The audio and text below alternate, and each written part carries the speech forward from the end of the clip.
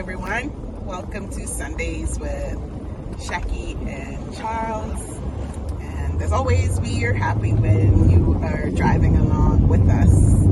Happy Heritage Sunday. Today is Heritage Sunday celebration or acknowledgement for us at UTC. In 1 mile, turn right onto Pines Boulevard. We were able to wear our garbs and different things today, and it was all great. As you can see, the very, I don't know if eclectic is the word, but colors on the head, then the guard here.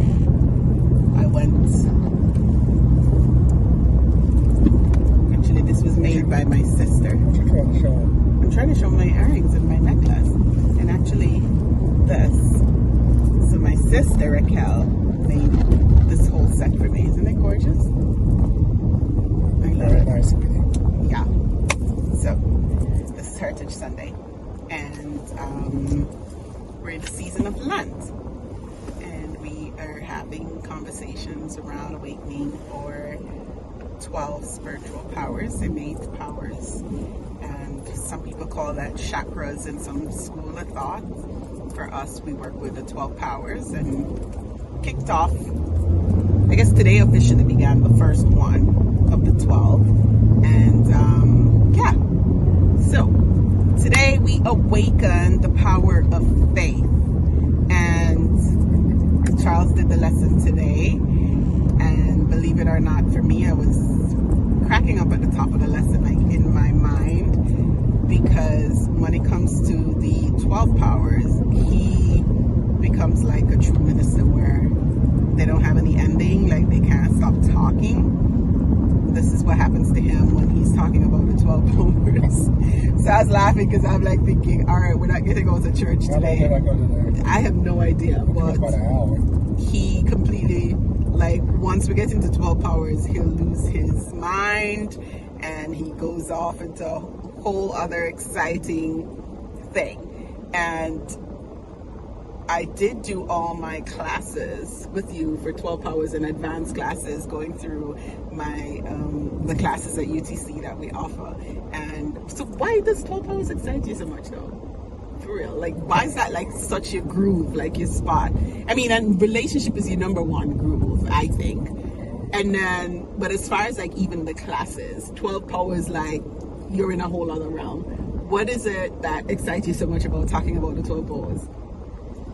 I don't know. I just love the subject matter of working with the different centers in the body. Mm-hmm. And that's what the locations of each one is located near one of our energy. Mm-hmm. What they call our energy vortex in some school of thought. Right. Our energy centers in the body, and just learning how to work with them, train them, develop them. Mm-hmm. Just excites me, and that's part of the spiritual path that we should be on. Mm-hmm. Spiritual unfoldment, because it helps us to be able to transform. Yeah. As the scripture says, be transformed at the renewing of your mind. Mm-hmm. This is one of the paths of the transformational process, working with your power centers. Mm-hmm. So, all right, we're talking about them. And I know we associate a physical location, and we also associate a disciple or a woman of the child, and a woman of the child is 2 or 12 powers, right? So today you talk about calling our disciple forward,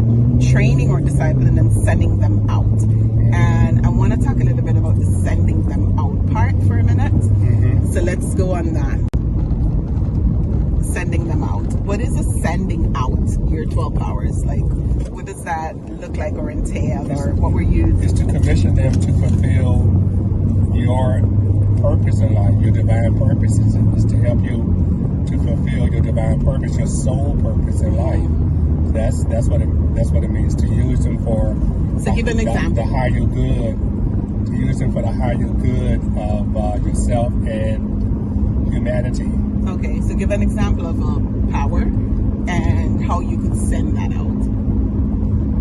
You mean have them do the work that they are... Right. What you say? Call, train, send them out. So send them out means for them to do the work at a higher level. Like, for instance, will. Right. Will is our executive power. Okay. And you don't use your will to force or manipulate. Some people use their willpower to force or manipulate either themselves or other people. So to use it for force. Imagination is our ability to be able to see, along with faith, to be able to see into the invisible realm. Right. So some people might use that, people who have developed the faculties of faith and imagination, for example, those are the individuals who are able to see you, to read you, for example. So some people might use that particular power to be able to read other people and, again, manipulate them to do what they want them to do.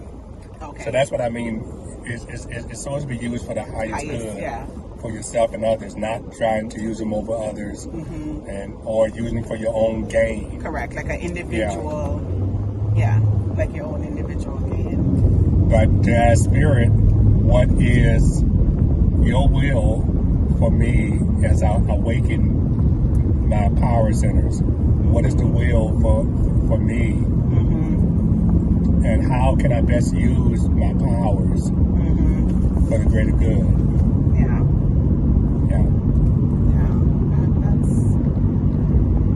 I think I love the concept of integration because integration speaks to me about wholeness, and it speaks to me of completion. And we spend so much of our time compartmentalizing and separating.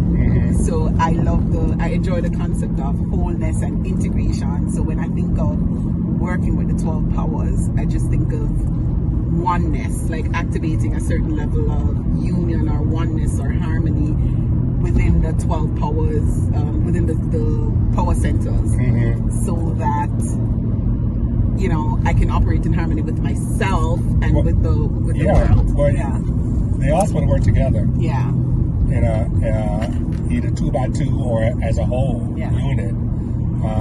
They're meant to work together, not separately, so that we can experience that wholeness, that oneness, first with ourselves and then with others. And sometimes, do you find that we can actually be working either with one at a time, or because some people might get overwhelmed thinking, I have to activate all 12 and I have to work with all 12 and this is what I have to do. But do you think that we can work with one at a time, or right where we are, we should be able to activate it and call it forth and work with it?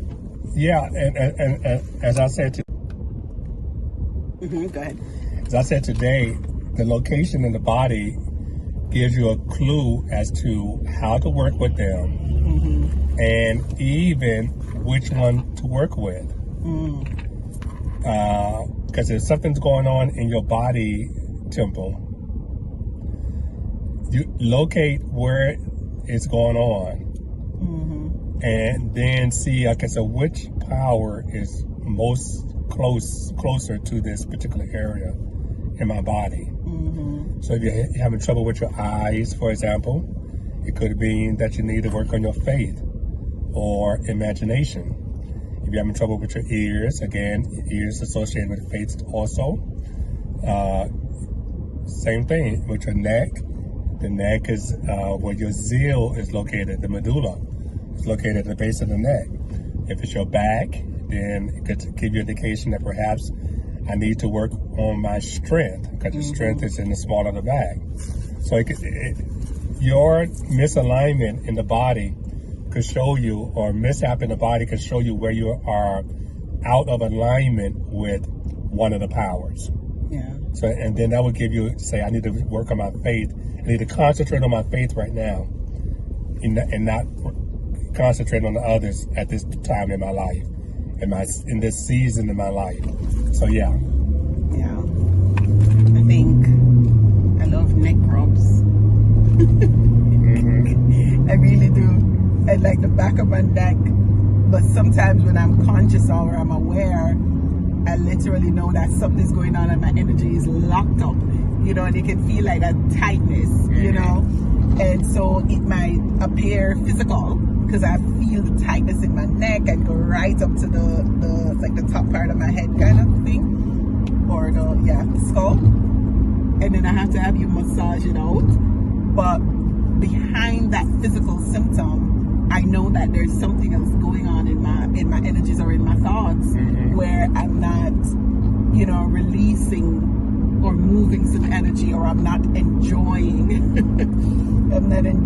something. Yeah, so that happens. Yeah, it has to do with your enthusiasm about life. My enthusiasm, so that happens.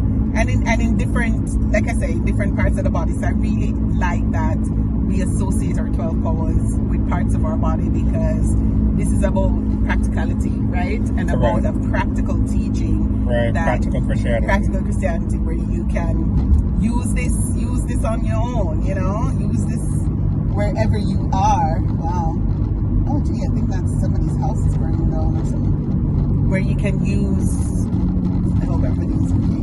Where you can use, in the blessing. Yeah. Yes. Where you can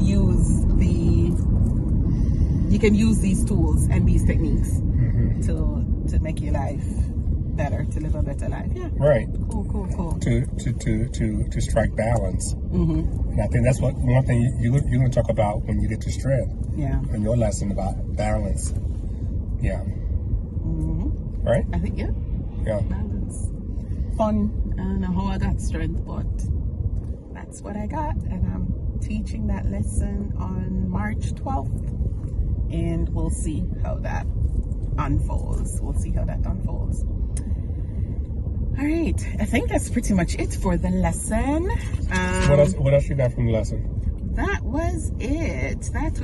I love the conversation around reality and facts, and we talk, we talk a lot about that. I don't know if you want to bring that up in this space, reality versus facts and experiences, because we do talk about that a lot in terms of the reality of the situation is that things are not working out the way I want them to work out, or the reality of the situation is working against me in the outer world, and we kind of use that language, right? But I guess your lesson was a good reminder today that in new thought, that's not how we perceive or use the terminology reality. When the outer is showing up in certain ways, those are facts or experiences. Correct. That's happening. That could change. And that do change. Yes. So for us, the way we teach about reality is that which does not change. That which is permanent. Which is God, or the mind of God. And what's in the mind of God? Ideas. So ideas always are. Right. Ideas do not change. But the appearance of the idea changes. It could change. It could evolve. And so, yes. And I think that's a good reminder to know, Charles, that we're talking about ideas. Might be switching, but might not be switching. When we talk about making certain demonstrations in our life, we teach from the aspect of capturing the idea, right? That we're trying to work with, and not the thing. And a lot of times we get focused on the thing itself, right? So I'm gonna switch now to relationships. So many people are looking for relationship, right? The actual thing. So the reality of the situation is that, the man or the woman or whatever is not in my life. I'm living a single life, right? Oops. We're on a rocky road now, so it's going to be unstable. So we're living a single life, and the man or the woman is not there, and that's the reality of the situation, quote unquote. That's how we set up the language. So when we talk about working with the ideas, how does that look as it relates to relationship? What idea we're working with relationship is the idea of love, and which is the idea of oneness and harmony. And most people don't deal with the idea, but they deal with the form. So most people, when they talk about they want a relationship, they're talking about the forms that relationships can take. Right. And the thing is to go back and work with the idea and allow the form of the relationship to come from the idea. And also to acknowledge that we're all in some type of relationship. And the first and foremost relationship is the relationship that you have with yourself. Yeah. And then the second is the one you have with your God self, the God presence within you. So that's the first and foremost. And then from there, we can bring forth the ideal relationship that will help us at our current level of consciousness and the season that we are in our life. That's what we got to recognize. And yeah. That's a good point. So the bottom line is, whatever it is that we're trying to work through or demonstrate in our life, we have to get to the back of the idea. So we just gave the example of relationship. There's so many things that you might be working on in your life, but get to the idea behind that and how can you work with it. So how can you work with love in the existing relationships that you have, and also in the relationship with yourself? How can you work with love so that you can make your demonstration? Correct. All right, this is Shaking. So we are going to wrap up. We're going to wrap up this call because this call. We're going to wrap up this Sundays with Shaky and Charles, and actually head to dinner. It's actually an early dinner. We're so excited and grateful that someone sent us to dinner. So we're actually going to dinner, and we're going to a restaurant we've never been to. So this is a Sunday afternoon date experience. We are heading over to the east side, over to the beach, and we're looking forward to this experience. We're looking forward to the menu. And Thank you, what are you looking forward to? Thank you, PC. Oh, gee. If you're going to try to figure out who's PC, who's PC. But yeah, so we're excited to do that after church. And guys, this is what happened really. You know, we work 7 days a week, really. But we truly enjoy like leaving church and going out and having dinner and relaxing. It's a part of the relaxation. All right, anything else you want to share? Peace and many blessings. Tune in on Sundays to learn how to work with your 12 powers, to awaken them, to train them, and to send them out to do the work that they are designed to do, so that you can live a miraculous life and live the life that your soul is calling for you to live. Universal Truth Center. That's where the lessons are on UTC, but of course Sundays with Shaky and Charles is on Shaky Chronicles. And like Charles just mentioned, we're going to be working with 12 powers, so there's 12 weeks ahead. Today we did faith, and we'll just go through each power each week.